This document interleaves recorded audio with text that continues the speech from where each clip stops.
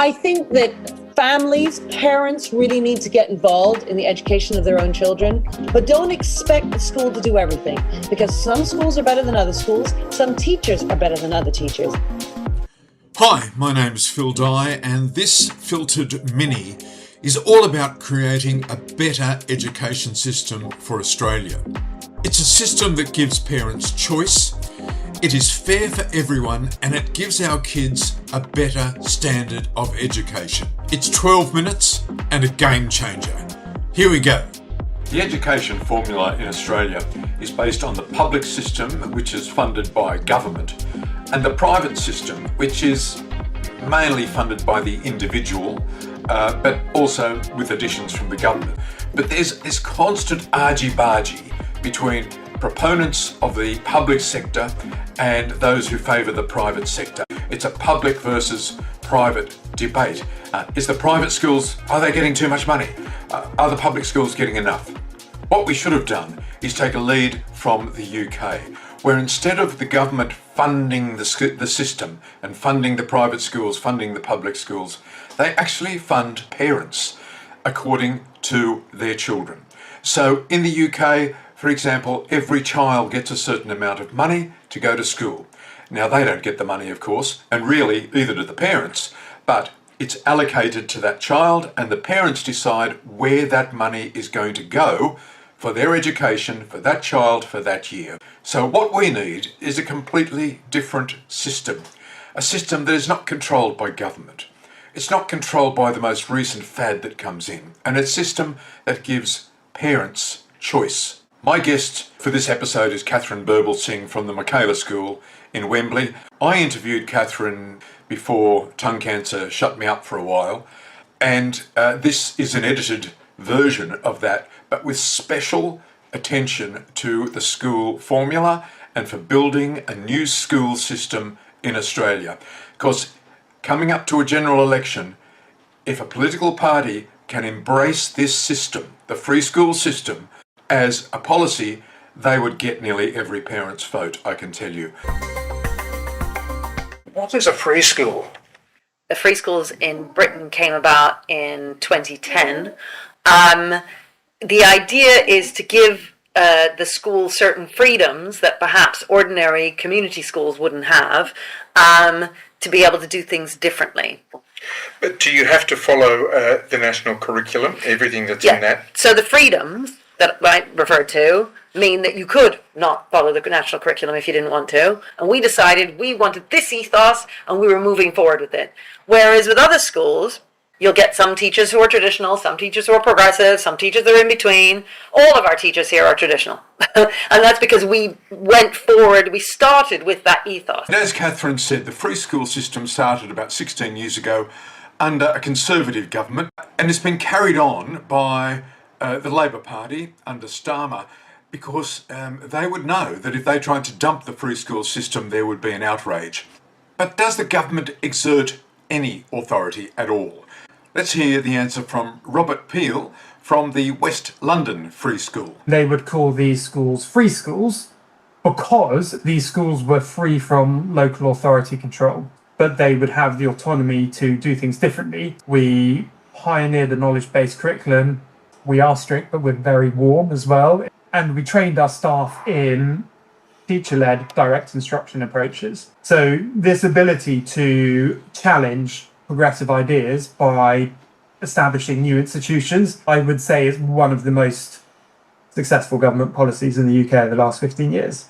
So if free schools have autonomy, what about exams? I asked Katharine about this. There isn't a single free school that isn't following the national curriculum. Everyone is, because they've got to do the same exams, I suppose. They have to do the same exams. Parents would be very concerned if you were not, offering the national curriculum. But we are a free school, and we have done things very differently, even though we're following the national curriculum. So in the case of an Australian free school, or it could be called an open school, whatever they want to call this type, it could be a matter of excluding students with certain characteristics. For example, a student who has exhibited poor behaviour, terrible behaviour, they've been expelled from 2, 3 schools. Now the rules in Australia are that some other school has got to take them. But A free school or an open school in Australia could say, no, you've been expelled from this school, we are not going to accept you. That's their ethos. Another one could be to not accept students who can't speak English. It could be that the school does not accept students with some disabilities. At the moment in Australia, a student with a disability has to be put into a mainstream classroom, all under the DEI, diversity, equity and inclusion banner. That means that some students with extreme disabilities cannot learn, they cannot understand the curriculum, they have to have a special teacher's aide with them all of the time, and the poor students, and it's not their fault, cannot achieve. The government has been closing down schools for special purpose. Those special schools who could employ teachers who are equipped to deal with these students and best help them on their way.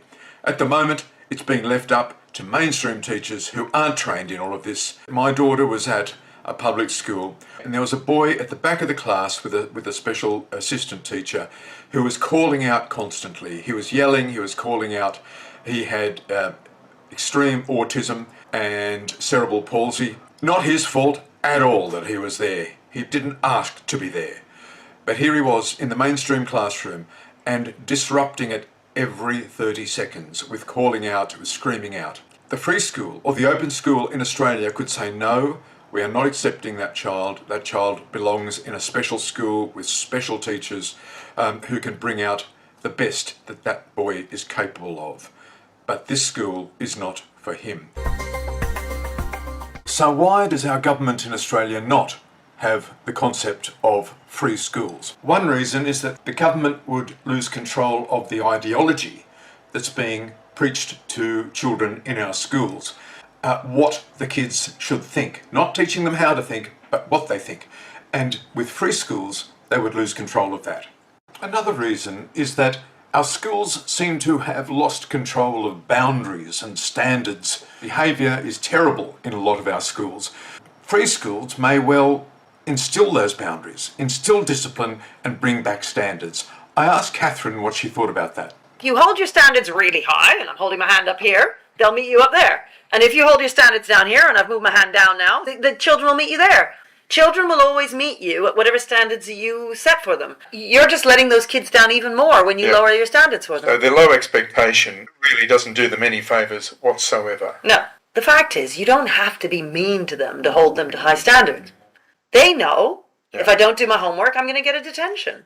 So you give them a detention. Yeah. You don't have to snarl at them. So our whole sense is about giving them moral purpose, explaining the difference between right and wrong, teaching them gratitude and kindness and self-sacrifice, putting others before yourself, behaving like decent human beings.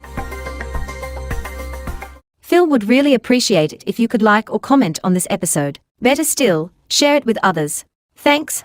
So how would this work in Australia? Well, every child gets an allocation according to their age and the year they're going into. So just imagine that every child from kindergarten to year 3 gets a $10,000 allocation to their family. Every child from year 4 to 6 gets, say, $12,000 allocation. Every child from year 7 to 10 gets $16,000, and every student in 11 and 12 gets $18,000. You can't go to McDonald's or Woolworths and spend it. It goes onto your account where you would then allocate that money to the school of your choice for that year. Well, what about if you decide to homeschool and you decide you're going to homeschool them from kindergarten to year 3? Well, you will get $10,000 per year to spend on their education. Fair enough, isn't it? Young people swim in a culture of instant gratification. And if you think Gen Z is bad, just you wait till you see Gen Alpha. Just imagine there's a family with two children. Alice, she's 11 years old and she's in year 5. Ron, he's 14-year-old and he's in year 8.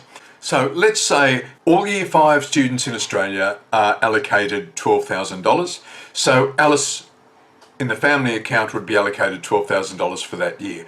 Ron, who's in year 8, he gets $16,000. So Ron, for his education, would be allocated $16,000. Now, for both of those amounts, the parents can spend it where they wish. They can spend it at a public school, absolutely fine. They can spend it at a private school, but they might have to top that up. They could spend it at a free school, a school that can have discipline, that can instill accountability and responsibility with students, that doesn't have to abide by government guidelines and controls. That doesn't mean that a school could be set up to promote Islamic State beliefs. It would have to fall within the law, of course. But when Alice shifts out of year 5 and goes on to year 7, she'll be allocated more money. And Ron, when he moves into year 11 and 12, will be allocated perhaps $18,000. It gives the parents choice according to the school that best coincides with their values. Yeah, so we have a lot of freedom here. You know, the school advertises for their staff, appoints their staff. They can move their staff on if necessary. That is all up to the school. So a free school or an open school in Australia could recruit their own teachers and could sack their teachers. It gives an autonomy. It ensures quality of learning. It gives a sense of choice to parents. And it gives some standards to the students. And one thing I forgot to mention is that some of the free schools in the UK do have an extra payment. For example, if it's a $10,000 payment to your account from the government, you may have to pay an extra $1,000 or $2,000 depending on the location of the school and what they offer. So parents, don't go rushing to Google and try and find a free school or an open school in Australia. But Pauline Hanson and One Nation and the Liberal Party and Family First and whoever else might be listening, I urge you to take this on as a part of an education platform, because we badly need changes in this country. My name is Phil Dye. You've been listening to Filtered. Please share this podcast, comment, like it, or even better, become a subscriber through the Substack platform. I'm going to leave you with the voice of Katharine Birbalsingh. See you later. The policymakers need to do what's hard and make it so that schools can do what we do, which is to hold kids to account, have strict discipline, to have traditional teaching methods. You know, the idea of making teaching fun and interactive, it makes us all think, oh, that feels great for us. And it looks good. But did you learn anything? I think what matters is whether or not you learned something. This has been a basic overview of what Australia's free school system may look like. For more information, email phil@phildye.au.